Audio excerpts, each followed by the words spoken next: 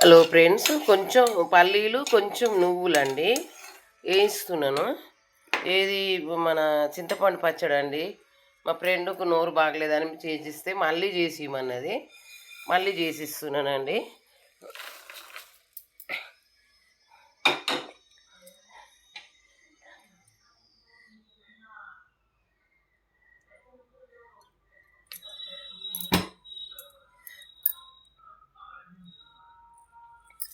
పచ్చిమిర్చి అండి తగినన్ని,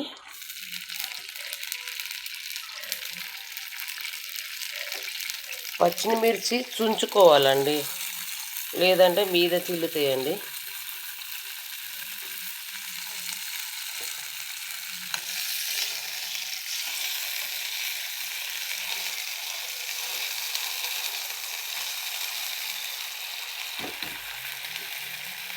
కొంచెం గోలంగానే ఇది పుదీనండి, పుదీనా కొత్తిమీర వేసానండి.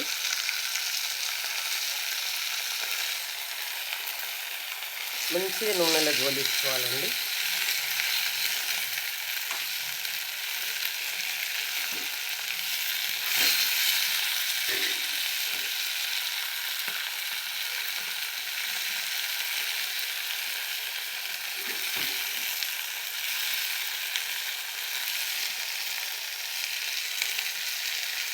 పుదీనా, కొత్తిమీర, పచ్చిమిర్చి ఒక్క దగ్గర వేయించాలండి.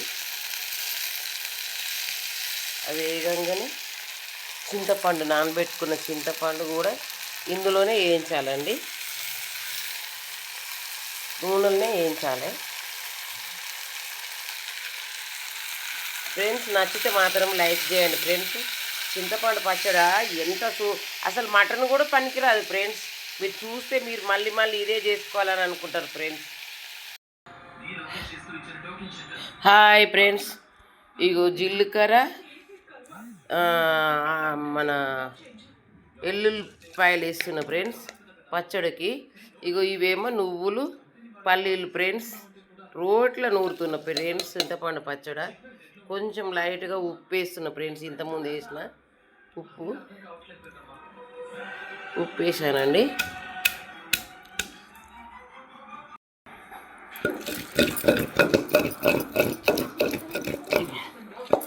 చింతపండు పచ్చడి ఫ్రెండ్స్. ఇప్పుడు మిరపకాయలు, కొత్తిమీర, చింతపండు వేయించుకున్నది ఇంట్లో వేస్తున్నానండి. చాలా అంటే చాలా బాగుంటుందండి. మళ్ళీ నూరుకు రమ్మంటే నూరుకు వెళ్తున్నానండి, మీకు నోరు బాగాలేదంటే.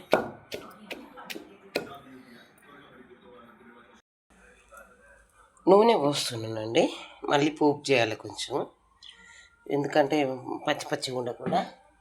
ఇప్పుడు ఆవాలు, జీలకర్ర,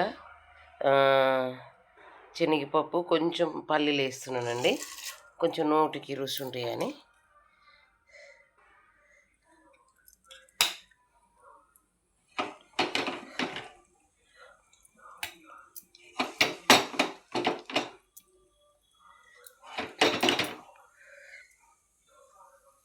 నూనె మాత్రం బాగా పడుతుందండి.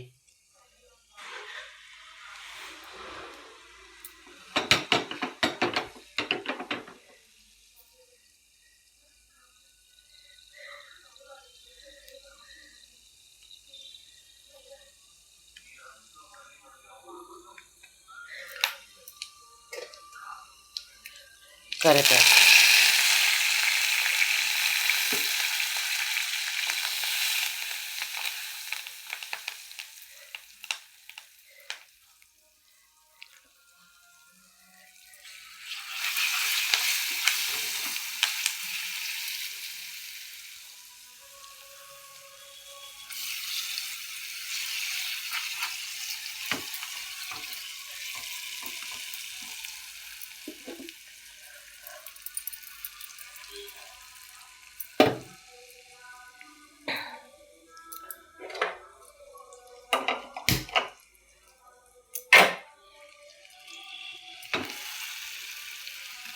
మళ్ళీ నూనెలో కొంచెం గోలియాలండి. చింతపండు పోయేటట్టు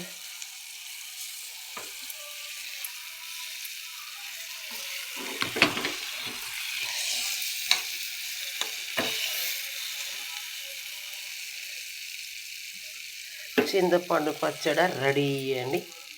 చింతపండు పచ్చడి రెడీ.